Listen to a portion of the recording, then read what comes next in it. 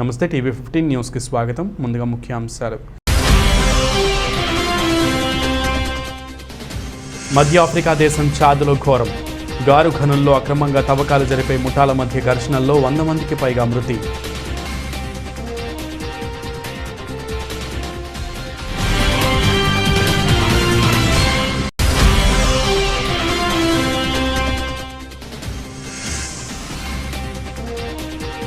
వేగంగా కంటి చూపు కోల్పోతున్న పుతిన్ ఆరోగ్యంపై పాశ్చాత్య మీడియాలో కథనాలు.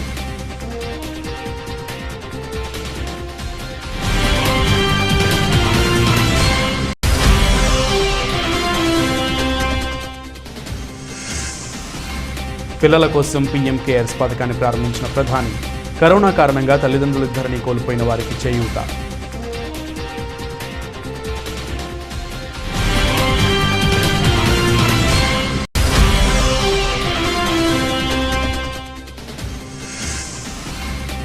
విదేశీ పర్యటన ముగించుకుని తిరిగి రాష్ట్రానికి చేరుకున్న ముఖ్యమంత్రి వైఎస్. సీఎం జగన్కు ఘన స్వాగతం పలికిన ప్రజాప్రతినిధులు, ఉన్నతాధికారులు.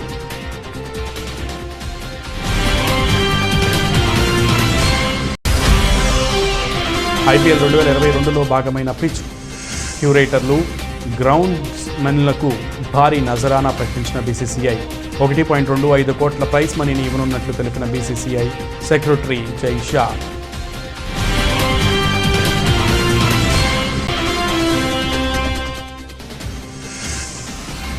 నష్టాలతో ప్రారంభమైన దేశీయ స్టాక్ మార్కెట్లు 2 రోజుల భారీ లాభాలకు చెక్ పెడుతూ సెన్సెక్స్ 500 పాయింట్లు, నిఫ్టీ 100 పాయింట్లు నష్టపోయిన మార్కెట్.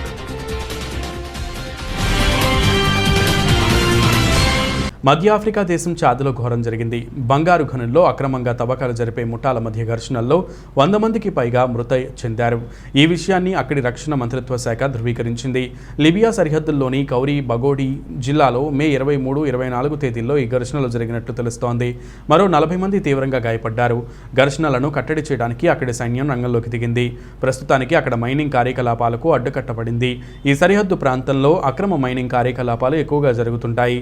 లిబియా నుంచి అక్రమంగా సరిహద్దు దాటి వచ్చిన అరబ్స్కు తూర్పు చాతక్కు చెందిన టమా కమ్యూనిటీ మధ్య ఈ ఘర్షణలు జరిగినట్లు సమాచారం. అయితే ఘర్షణ చెలరేగడానికి గల ప్రధాన కారణాలు తెలియరాలేదు.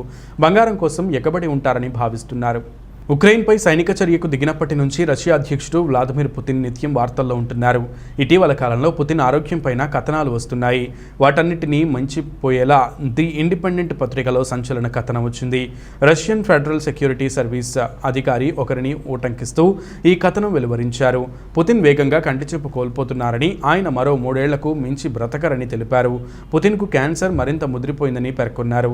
ఈ విషయాలను సదరు ఎఫ్ఎస్బి అధికారి బ్రిటన్లో ఉంటున్న మాజీ Russian Goodachari Boris కార్పించ్కోవ్కు తెలియజేశాడని the independent వెల్లడించింది. అటు ఆస్ట్రేలియా మీడియాలోనూ పుతిన్ కంటిచూపుపై కథనాలు వచ్చాయి. పుతిన్ టీవీలో కనిపించిన సమయంలో పెద్ద పెద్ద అక్షరాలతో రాసి ఉన్న కాగితాలపై ఉన్న సందేశాలను చదివి వినిపిస్తుంటాడని, ఒక్కో పేజీలో కేవలం 2 లైన్లు ఉంటాయని తెలిపారు. పుతిన్ కంటిచూపు క్షీణిస్తోందనడానికి ఇదే నిదర్శనమని పేర్కొన్నారు. కరోనా మహమ్మారి కారణంగా తల్లిదండ్రులిద్దరినీ కోల్పోయి అనాథలైన చిన్నారులకు నెలకు 4,000 రూపాయల చొప్పున అందించనున్నట్లు ప్రధానమంత్రి నరేంద్ర మోదీ తెలిపారు. అలాగే వారికి 23 సంవత్సరాలు వచ్చిన తర్వాత 10 లక్షల రూపాయలు ఆర్థిక సాయం కూడా అందిస్తామని హామీ ఇచ్చారు. ఈ మేరకు నిన్న పిల్లల కోసం పీఎం కేర్స్ పథకాన్ని ప్రారంభించారు. ఈ సందర్భంగా ప్రధాని మాట్లాడుతూ కోవిడ్ సమయంలో తల్లిదండ్రులిద్దరినీ కోల్పోయి రోడ్డున పడిన చిన్నారులను ఉద్దేశించి ఈ పథకాన్ని ప్రారంభించినట్లు తెలిపారు. ఇందులో భాగంగా పాఠశాల విద్యార్థులకు వారి ఖాతాల్లో స్కాలర్షిప్ మొత్తాన్ని జమ చేశారు. విద్యార్థులు ఉన్నత విద్యలో ప్రొఫెషనల్ కోర్సులు చేసేందుకు రుణాలు కావాలన్నా ఈ పథకం కింద అందిస్తామని మోదీ తెలిపారు. పీఎం కేర్స్ నిధులతో ఎంతో మంది ప్రాణాలను కాపాడగలిగామని, ఎన్నో కుటుంబాల భవిష్యత్తుకు భరోసా కలిగించగలిగామని తెలిపారు. ఖేలో ఇండియా, ఫిట్ ఇండియా కార్యక్రమాల్లో పాల్గొనాలని పిల్లలకు సూచించారు. మందులు, టీకాలు సరఫరా చేసి ప్రపంచ దేశాలకు మనం పరిష్కర్తలుగా మారామని మోదీ పేర్కొన్నారు. గతంలో ఎప్పుడూ లేని విధంగా ప్రపంచంలో మన పరపతి పెరిగిందని అన్నారు. नमस्कार। कार्यक्रम में उपस्थित देश की महिला एवं बाल विकास मंत्री श्रीमती स्मृति ईरानी जी,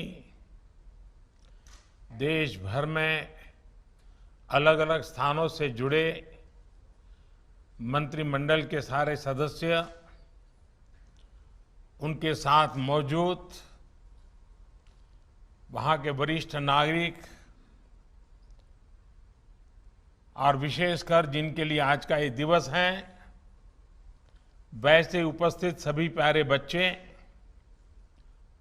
सभी आदरणीय मुख्यमंत्रीगण, अन्य महानुभाव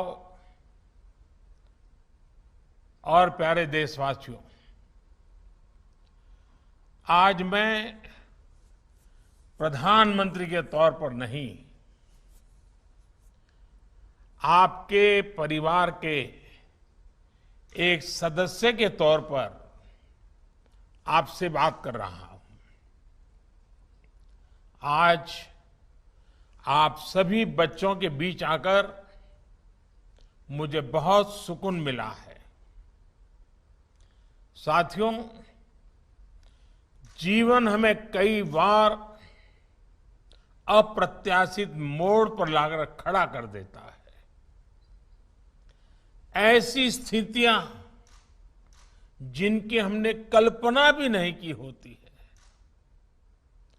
हंसते खेलते हुए अचानक अंधेरा छा जाता है, सब कुछ बदल जाता है।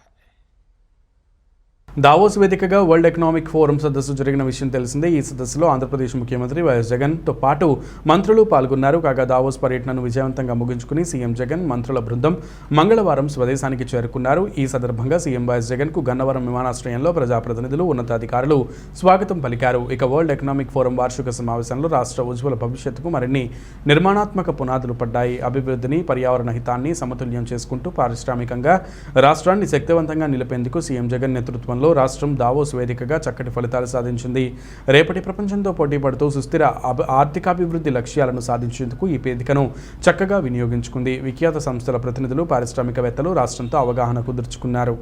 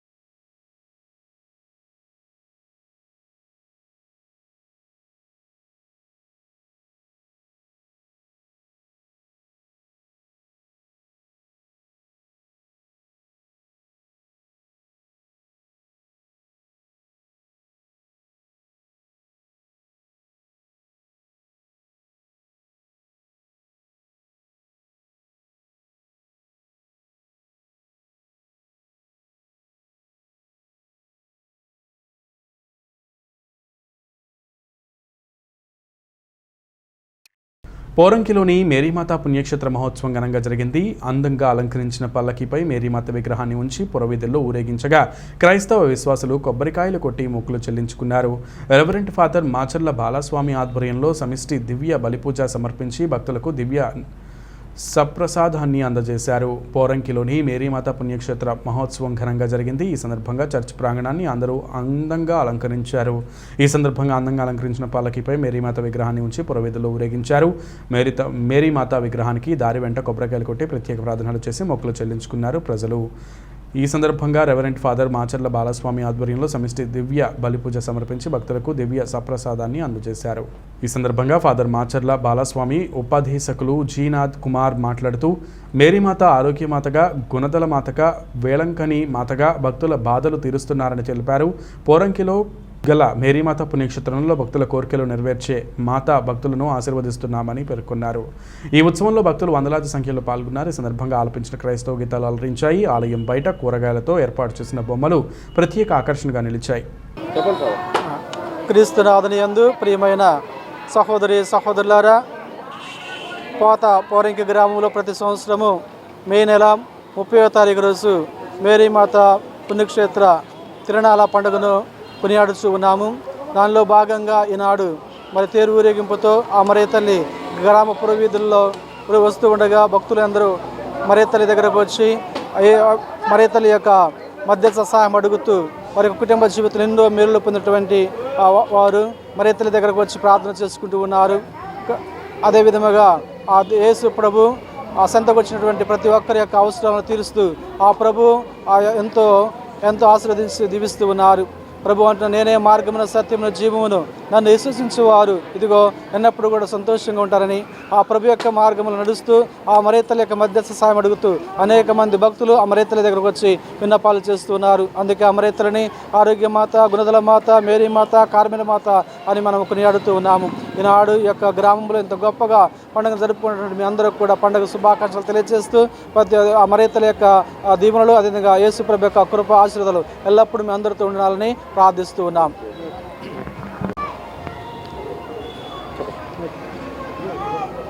క్రీస్తునాథుని యందు మిక్కిలి ప్రియులకు సహోదరులారా, మరియ మాత భక్తులారా, ముందుగా మీ అందరికీ మేరీ మాత మహోత్సవ శుభాకాంక్షలు తెలియజేస్తున్నాను.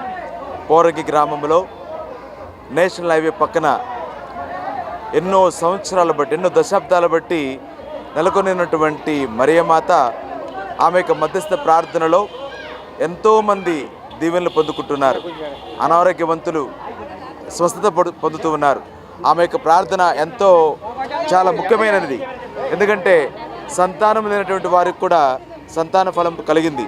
ఇదిగో ఎన్నో దుష్టాత్మలతో పోరాడినటువంటి బిడ్డలు ఇదిగో స్వస్థత పొంది ఉన్నారు. కనుక ఎవరైతే మరీ తల్లిని గౌరవిస్తూ ఆమెను విశ్వసిస్తూ ఆమె ఈ లోకానికి లోక రక్షకుడిని తీసుకొచ్చినటువంటి దేవమాత, అందుబట్టే ఆమెను ఆరోగ్యమాత. ఒంగోలులో నిర్వహించిన మహానాడులో వైకాపా నేతల్లో వణుకు పుడుతోందని తెలుగుదేశం సీనియర్ నేత అయ్యన్న పాత్రుడు అన్నారు. మహానాడును చూసి ఓరవలేక వైసీపీ నేతలు ఆరోపణలు చేస్తున్నారని ఇష్టానుసారం మాట్లాడితే ఊరుకోబోమని హెచ్చరించారు. మహానాడును ఉద్దేశించి వైకాపా నాయకులు ఇష్టానుసారం మాట్లాడితే ఊరుకోబోమని టీడీపీ నేత చింతకాయల అయ్యన్న పాత్రుడు అన్నారు. ఇష్టానుసారంగా అవహేళన చేస్తూ మాట్లాడితే టీడీపీ నాయకులు, కార్యకర్తలు, అభిమానులు వెంటాడి బుద్ధి చెబుతారని అయ్యన్న పాత్రుడు హెచ్చరించారు. అన్ని విధాలా ఆటంకం కలిగించిన మహానాడు విజయవంతం కావడాన్ని చూసి వైసీపీ నేతలు ఓర్వలేకపోతున్నారని అయ్యన్న పాత్రుడు మండిపడ్డారు. విజయసాయిరెడ్డి, స్పీకర్ తమ్మినేని సీతారాములు నోటికి ఏదొస్తే అది మాట్లాడుతున్నారని, నోటిని అదుపులో పెట్టుకోకపోతే టీడీపీ కార్యకర్తలు ఊరుకోరని హెచ్చరించారు. మహానాడుపై ఆరోపణలు చేస్తున్న వైకాపాకి కాలం చెల్లిందన్నారు. వైకాపా నాయకులు చేపట్టిన సామాజిక న్యాయభేరి యాత్రకు అర్థం తెలుసా అని అయ్యన్న పాత్రుడు ప్రశ్నించారు. పెట్టిన భోజనం మాకు పరవణంతో సమానం, ప్రసాదంతో సమానం. అటువంటి ప్రసాదాన్ని పిండాలతో పొడుతావా?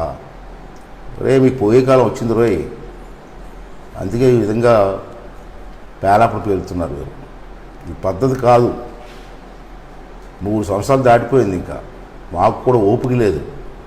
అద్దు మీరు మాట్లాడితే ఎంటదవలి కొట్టడానికి మా కార్యకర్తలు సిద్ధంగా ఉన్నది. అది మాత్రం మర్చిపోవద్దని చెప్పి ఈ సందర్భంలో మనం చేస్తాను. ఏంటో నాకు అర్థం అవ్వట్లేదు. ఏ యాత్ర? ఇప్పుడు మళ్ళీ బస్సు యాత్ర అట. ఏంటి యాత్ర పేరు?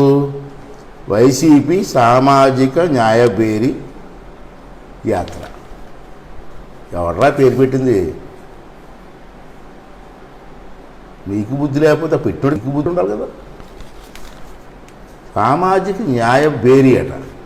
సామాజిక న్యాయభేరి అంటే అర్థం తెలుసా మీకు? ఏమని తెలుసా? సమాజంలో ఉన్నటువంటి అడుగు బడుగు వర్గాల వారికి న్యాయం చేయడం సామాజిక న్యాయం అంటారు. మీరు చేసింది ఏంటారు బాబు? ఈ వేళలో విష్ణునాథర్ ఉంది, వస్తావా చర్చికి? మీరు వచ్చిన తర్వాత సుమారు అన్ని ముఖ్యమంత్రి దగ్గర నుంచి కింద స్థాయి పోస్టుల వరకు మంత్రులు కానీ, చైర్మన్లు కానీ, యూనివర్సిటీ వైస్ ఛాన్సలర్లు కానీ, మంచి మంచి పోస్టులు కానీ, సలహాదారు పోస్టులు కానీ సుమారు నాకు తెలిసి 1700 పైగా చేశారు మీరు. మీ రెడ్లకి వేసి ఇది సామాజిక న్యాయం అండి చెప్పడానికి సిగ్గులేదు మీకు చెప్పడానికి. సామాజిక న్యాయంపై మీటింగ్లో మనం చూశాను, మన మీటింగ్ చూశాను టీవీలో. సామాజిక న్యాయం చేసిందట. ఇదా సామాజిక న్యాయం? మీరు రెడ్లకి ఇస్తే సామాజిక న్యాయమా? సామాజిక న్యాయం అంటే తెలుగుదేశం పార్టీ చేసిందిరా సామాజిక న్యాయం. ఎన్టీ రామారావు గారు ఆ రోజుని వెనకబడిన తరతల వారికి ప్రజలు ఎన్నడూ చూడని నరకం ఈ 3 ఏళ్ల వైసీపీ పాలనలో చూశారని టీడీపీ పొలిట్ బ్యూరో సభ్యులు బోండా ఉమా అన్నారు. ఇసుక దగ్గర మొదలుపెట్టి అన్ని రకాల ధరలు పెంచి ప్రజలపై అధిక భారం మోపారని పేర్కొన్నారు. రాష్ట్రానికి వైసీపీ అనే గ్రహణం పట్టి 3 ఏళ్లు పూర్తయిందని టీడీపీ పొలిట్ బ్యూరో సభ్యుడు మాజీ ఎమ్మెల్యే బోండా ఉమామహేశ్వరరావు విమర్శించారు. 30వ డివిజన్ మధ్యకట్ట పప్పుల కూడలి నుంచి సోమవారం సాయంత్రం పెట్రోల్ ఉత్పత్తులు నిత్యావసర ధరలపై బాదుడు కార్యక్రమం నిర్వహించారు. ఆయన ఇంటింటికి తిరిగి ప్రభుత్వ ప్రజా వ్యతిరేక విధానాలను స్థానికులకు వివరించారు. అనంతరం ఆయన మాట్లాడుతూ ప్రజలు ఎన్నడూ చూడని నరకం ఈ 3 ఏళ్ల వైసీపీ పాలనలో చూశారన్నారు. ఇసుక దగ్గర మొదలుపెట్టి అన్ని రకాల ధరలు పెంచి ప్రజలపై అధిక భారం మోపారని పేర్కొన్నారు. అభివృద్ధి చేయకుండా ఉచిత పథకాలు ఇస్తున్నామని ఆర్భాటాలు చెప్పుకుంటున్న వ్యతిరేకత స్పష్టంగా కనిపిస్తోందని రాబోయే ఎన్నికల్లో టీడీపీ అధికారంలోకి రావడం ఖాయమన్నారు.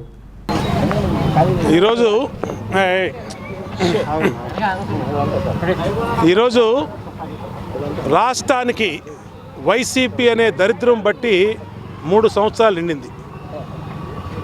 ఒక్క ఛాన్స్ అని అధికారంలోకి వచ్చిన జగన్మోహన్ రెడ్డి పేదవాళ్ల జీవితాల్ని సర్వనాశనం చేశాడు. ఇవాళ అన్ని రకాలుగా పేదలు బతికే పరిస్థితి లేకుండా పేద మధ్యతరగతి జీవితాలు తల్లకిందులైపోయినాయి. పథకాలను పేరు పెట్టి పచ్చి మోసం చేశాడు ప్రజల్ని జగన్మోహన్ రెడ్డి. 8 లక్షల కోట్ల రూపాయల అప్పుల పాలైపోయింది. కానీ ఏ కుటుంబానికి కూడా 8,000 రూపాయల ప్రయోజనం జరగల. తెలుగుదేశం ప్రభుత్వ హయాంలో చనిపోతే చంద్రన్న బీమా ద్వారా ఆ కుటుంబానికి 2 లక్షల రూపాయలు ఇచ్చేవాళ్ళం. పెళ్ళంటే 1,00,000 రూపాయలు పెళ్లి కానుక ఇచ్చేవాళ్ళం. బిడ్డ పుడితే 10,000 రూపాయలు బిడ్డ ఖాతాలో వేసేవాళ్ళం. 5 రూపాయలకి భోజనం పెట్టి అన్న క్యాంటీన్లు పెట్టి ప్రజలకు అందుబాటులో తీసుకొచ్చాం. డ్వాక్రా మహిళలకు కానీ సబ్సిడీ లోన్లు కానీ అనేక రకమైన పథకాలు 2014, 2019 కాలంలో ఒక స్వర్ణ యుగంలాగా ఈ రాష్ట్రం వెలిగిపోతే జగన్మోహన్ రెడ్డి 3 ఏళ్ల పాలనకే ప్రజల జీవితాలు తల్లకిందులైపోయినాయి, పేదల జీవితాలు తల్లకిందులైపోయినాయి. ఇవాళ ఎక్కడికి వెళ్ళినా మహిళలు కళ్ళమ్మట కన్నీళ్లు పెట్టుకొని మాట్లాడుతూ ఉన్నారు. ఈ కరెంట్ ఛార్జీలు పెరిగిపోయిన దాన్ని కట్టలేకపోతా ఉన్నాం. ఇంటి పనులు బ్లాక్మెయిల్ చేసి ఇంట్లో సామాను బయటేస్తామని చెప్పి వాలంటీర్లు, సచివాలయ అడ్మిన్లు మా మీద బ్లాక్మెయిల్ చేస్తూ ఉన్నారు. ఎప్పుడూ లేనటువంటి విధంగా కరెంట్ ఛార్జీలు పెరిగినాయి, ఇంటి పన్నులు పెరిగినాయి, నీటి పన్నులు పెరిగినాయి, చెత్త మీద పన్ను వేశారు. అన్ని రకాలుగా జగిత్యాల జిల్లా కోరుట్ల నియోజకవర్గం మెట్పల్లి పట్టణంలోని ఎమ్మెల్యే క్యాంప్ కార్యాలయంలో కోరుట్ల మరియు మెట్పల్లి పట్టణాల సమగ్ర అభివృద్ధిపై సమీక్ష సమావేశం నిర్వహించారు ఎమ్మెల్యే కల్వకుంట్ల విద్యాసాగర్ రావు. ఈ కార్యక్రమంలో 2 మున్సిపాలిటీల మున్సిపల్ చైర్మన్లతో పాటు అధికారులు పాల్గొన్నారు.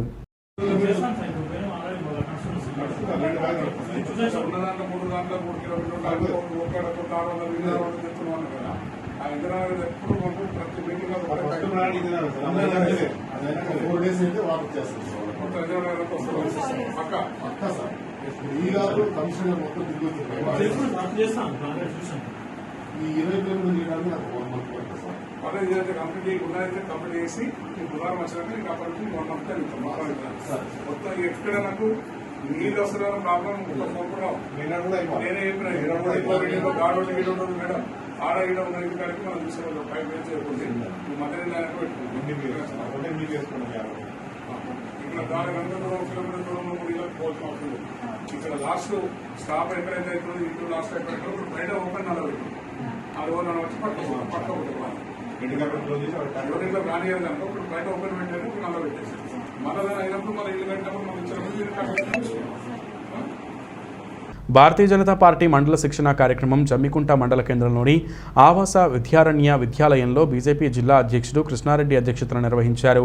2వ రోజు ముఖ్య అతిథులుగా సీనియర్ జర్నలిస్ట్ రాకా సుధాకర్ జీ, రాష్ట్ర సంఘటన కార్యదర్శి మంత్రి శ్రీనివాసులు జీ, మాజీ ఎమ్మెల్యే లక్ష్మీనారాయణ, బీజేపీ రాష్ట్ర ప్రధాన కార్యదర్శి గుజ్జుల ప్రేమేంద్ర రెడ్డి హాజరై వివిధ అంశాలపై విపులంగా వివరించారు. మన సిద్ధాంతం అనే అంశంపై సీనియర్ జర్నలిస్ట్ సుధాకర్ మాట్లాడుతూ భారతదేశాన్ని అత్యున్నత శిఖరాలకు చేర్పించడం భారతీయ జనతా పార్టీ సిద్ధాంతమని, బీజేపీ కార్యకర్త భారతదేశ ఉన్నతిని కోరుకుంటున్నారు అని తెలిపారు. Country first, party next individuality అనే సిద్ధాంతంతో పనిచేస్తాడని అన్నారు. సంఘటన కార్యదర్శి శ్రీనివాసులు మాట్లాడుతూ బీజేపీ కార్యకర్త క్రమశిక్షణతో కూడిన శిక్ష కూడా అలాంటి శిక్షణ కొరకే ఈ శిక్షణ శిబిరాలు ఏర్పాటు చేయడం జరిగిందని, తాను నేర్చుకున్న విషయాలను 10 మందికి పంచుతూ దేశ ఉన్నతిని కోరుకుంటూ ఉంటాడని అన్నారు.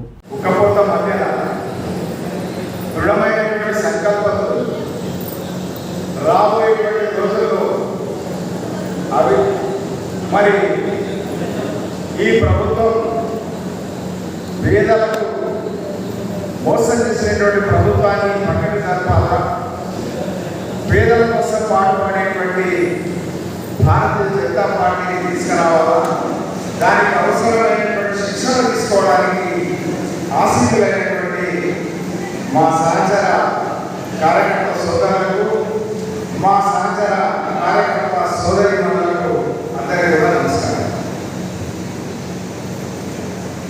చాలా చాలా కార్యక్రమం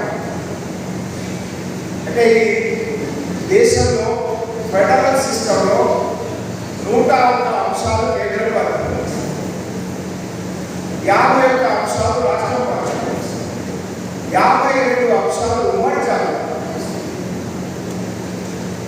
కేంద్రం అనేక కార్యక్రమాల రూపంలో కేంద్రంలో ప్రభుత్వంగా తన వంతు కర్తవ్యాన్ని నిర్వహిస్తూ కారులో మంటలు వ్యాపించాయి. తప్పిన ప్రాణాపాయం. సోమవారం రాత్రి ఓ కారులో మచిలీపట్నంలో మంటలు చెలరేగాయి. కారులో నుంచి పొగలు రావడంతో అప్రమత్తమై కారులో ఉన్న వ్యక్తి కిందకు దూకడంతో ప్రాణాపాయం తప్పింది. కారు ముందు భాగంలో ఒక్కసారిగా మంటలు వ్యాపించాయి. దీంతో అతను ఒక్కసారిగా డోర్ తీసి బయటకు దూకడంతో ప్రాణాలతో బయటపడ్డాడు. అగ్నిమాపక సిబ్బందికి సమాచారం ఇచ్చారు స్థానికులు.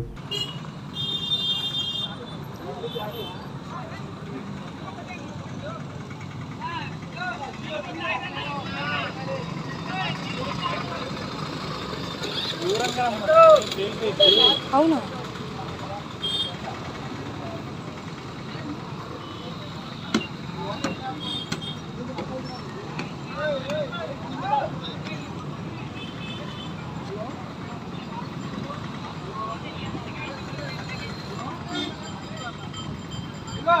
అనకాపల్లి జిల్లా అనకాపల్లి హైవేలో ముందు వెళ్తున్న లారీని వెనక నుంచి ఢీకొట్టింది హైచర్ వ్యాను.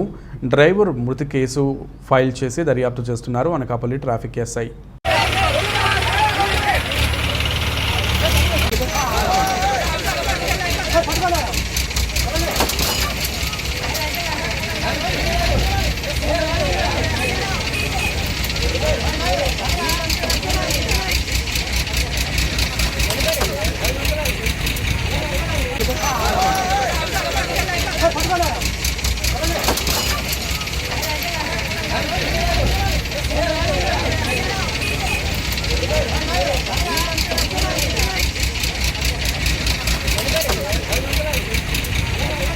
శ్రీకాళహస్తి ఏరియా ఆసుపత్రిలోని మార్చురీలో అపరిశుభ్రతపై ఎమ్మెల్యే బియ్యపు మధుసూదన్ రెడ్డి ఆదివారం తీవ్ర ఆగ్రహం వ్యక్తం చేశారు. పట్టణంలోని ఈదలకుంట జేకెట్ వర్స్లో నివసించే కంచి కళ్యాణి మరియు ఆమె కుమారుడు ముని మేధాంశి మృతి చెందిన విషయం తెలియగా ఆయన తీవ్ర దిగ్భ్రాంతి హుటాహుటిన శ్రీకాళహస్తి ప్రభుత్వ ఏరియా ఆసుపత్రిలో మృతి చెందిన వారి కుటుంబ సభ్యులను ఓదార్చేందుకు మార్చురీ వద్దకు వెళ్లారు. దీంతో ఆసుపత్రి సిబ్బంది పనితీరును అడిగి తెలుసుకుని అనంతరం మార్చురీ అపరిశుభ్రతపై ఆసుపత్రి సిబ్బంది మరియు ఆసుపత్రి అధికారులపై తీవ్ర ఆగ్రహం వ్యక్తం చేశారు.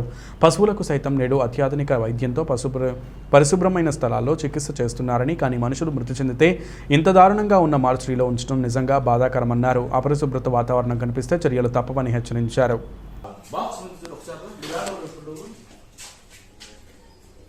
ఒక్కసారి బాక్స్ వచ్చిందా కనీసం జంతువులు కూడా పని జంతువులకి నా పని చేస్తా ఉన్నాం మనం.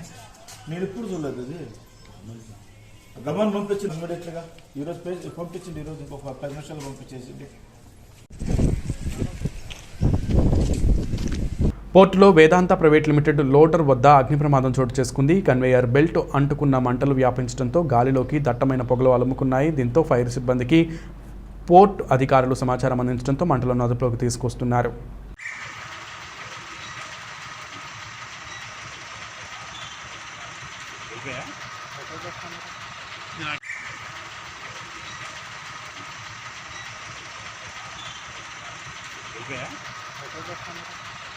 కేజీఎఫ్ ఫేమ్ యష్ హీరోగా నటించిన కన్నడ చిత్రం సంతూ స్ట్రైట్ ఫార్వర్డ్. మహేష్ రావు దర్శకుడు. ఈ సినిమాను సుబ్బారావు తెలుగులో రాజుగా రారాజుగా జూన్ ద్వితీయార్థంలో రిలీజ్ చేయనున్నారు. ఈ సినిమా తెలుగు ట్రైలర్ను దర్శకుడు వివి వినాయక్ రిలీజ్ చేశారు. అనంతరం మాట్లాడుతూ 25 ఏళ్లుగా పద్మావతి పిక్చర్స్పై సుబ్బారావు గారు ఎన్నో సినిమాలను రిలీజ్ చేశారు. ఇప్పుడు యష్ కేజీఎఫ్కు ముందు చేసిన ఈ సినిమాను తెలుగులో రారాజు పేరుతో విడుదల చేస్తున్నారు. ఈ సినిమా పెద్ద విజయం సాధించాలి అని పేర్కొన్నారు. యాక్షన్ ప్రధానంగా సాగే చిత్రం ఇది. యష్ ఆయన భార్య రాధికా పండిట్ కలిసి నటించారు. కన్నడంలో హిట్ సాధించినట్లే తెలుగు ప్రేక్షకులను కూడా అలరిస్తుందనే నమ్మకం ఉంది అని తెలిపారు నిర్మాత బిఎస్ సుబ్బారావు. ఈ చిత్రంలో కిక్ శ్యామ్, సీత, రవిశంకర్ తదితరులు నటించారు. ఈ మూవీ హరికృష్ణ సంగీతం అందించగా ఆండ్రూ సినిమాటోగ్రఫీ బాధ్యతలు చేపట్టారు. ఐపీఎల్ 2022లో భాగమైన పిచ్ క్యూరేటర్లు, గ్రౌండ్స్ మెన్లకు బీసీసీఐ భారీ నజరానా ప్రకటించింది. ఈ ఏడాది టోర్నీ జరిగిన 6 వేదికలలో పనిచేసిన క్యూరేటర్లకు, గ్రౌండ్స్ మెన్లకు 1.25 కోట్ల రూపాయల ప్రైజ్ మనీని ఇవ్వనున్నట్లు బీసీసీఐ సెక్రటరీ జై షా తెలిపారు. కాగా ఈడెన్ గార్డెన్స్, నరేంద్ర మోడీ స్టేడియాల్లో కేవలం 2 మ్యాచ్లు మాత్రమే నిర్వహించబడినందున ఒక్కో స్టేడియానికి 12.5 లక్షల రూపాయలు కేటాయించారు. మరోవైపు లీగ్ మ్యాచ్లకు ఆతిథ్యమిచ్చిన 4 వేదికల క్యూరేటర్లు, గ్రౌండ్స్ మెన్లకు 25 లక్షల రూపాయలు అందజేయనున్నారు. లీగ్ దశలో మ్యాచ్లు అన్ని మహారాష్ట్రలోనే జరిగాయి. Brabourne, Wankhede, DY Patil stadium, MCA stadium వేదికగా మ్యాచ్లు జరిగాయి. ఒక్కో స్టేడియానికి 25 లక్షల రూపాయల రివార్డుగా అందనుంది. ఐపీఎల్ 2022లో అద్భుతమైన మ్యాచ్లు అందించిన క్యూరేటర్లు, గ్రౌండ్స్ మెన్లకు 1.25 లక్షల రూపాయల ప్రైజ్ మనీని ప్రకటించినందుకు సంతోషంగా ఉంది. ఈ సీజన్లో 6 వేదికలలో పనిచేసిన మా క్యూరేటర్లు, గ్రౌండ్స్ మెన్స్ తెర వెనుక రియల్ హీరోలు అని జై షా ట్విట్టర్లో పేర్కొన్నారు. దేశీయ స్టాక్ మార్కెట్లు నష్టాలతో ప్రారంభమయ్యాయి. గత 2 రోజుల భారీ లాభాలకు చెక్ పెడుతూ సెన్సెక్స్ 500 పాయింట్లు, నిఫ్టీ 100 పాయింట్లు నష్టపోయింది. ముడి చమురు ధరల పెంపు, అంతర్జాతీయ ప్రతికూల సంకేతాలతో ఈ నష్టాలు కొనసాగుతున్నాయి.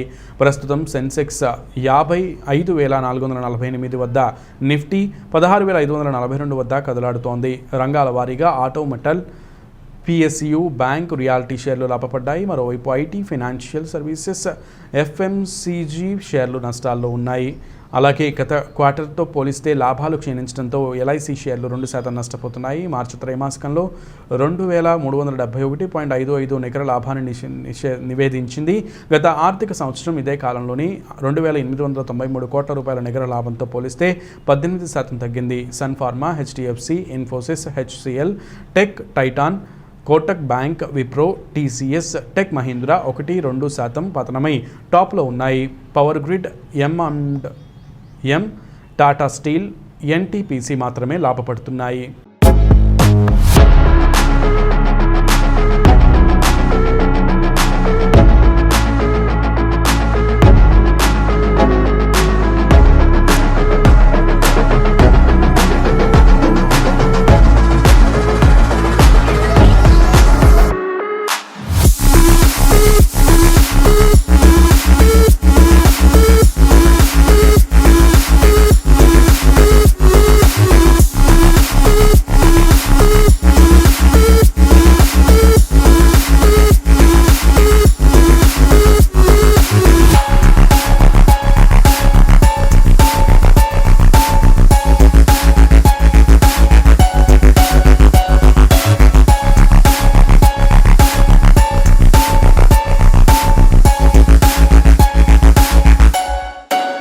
బులెటిన్ ముగించే ముందు ముఖ్యాంశాలు మరొకసారి. మధ్య ఆఫ్రికా దేశం చాద్లో ఘోరం. గారు ఖనుల్లో అక్రమంగా తవ్వకాలు జరిపే ముఠాల మధ్య ఘర్షణల్లో 100 మందికి పైగా మృతి.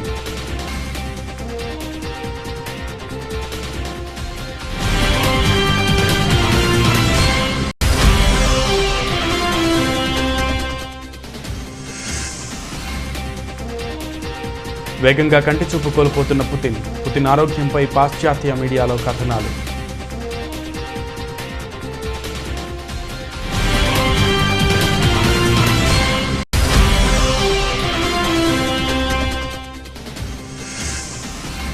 పిల్లల కోసం పీఎం కేర్స్ పథకాన్ని ప్రారంభించిన ప్రధాని.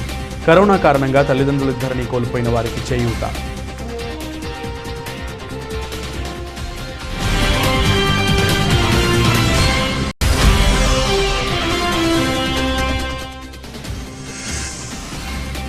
విదేశీ పర్యటన ముగించుకుని తిరిగి రాష్ట్రానికి చేరుకున్న ముఖ్యమంత్రి వైఎస్.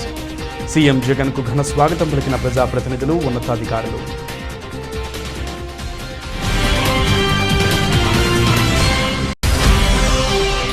ఐపీఎల్ 2022లో భాగమైన పిచ్ క్యూరేటర్లు, గ్రౌండ్స్మెన్లకు భారీ నజరానా ప్రకటించిన బీసీసీఐ.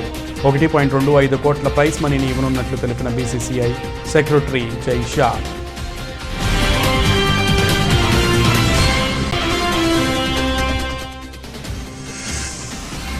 నష్టాలతో ప్రారంభమైన దేశీయ స్టాక్ మార్కెట్లు 2 రోజుల భారీ లాభాలకు చెక్ పెడుతూ సెన్సెక్స్ 500 పాయింట్లు, నిఫ్టీ 100 పాయింట్లు నష్టపోయిన మార్కెట్.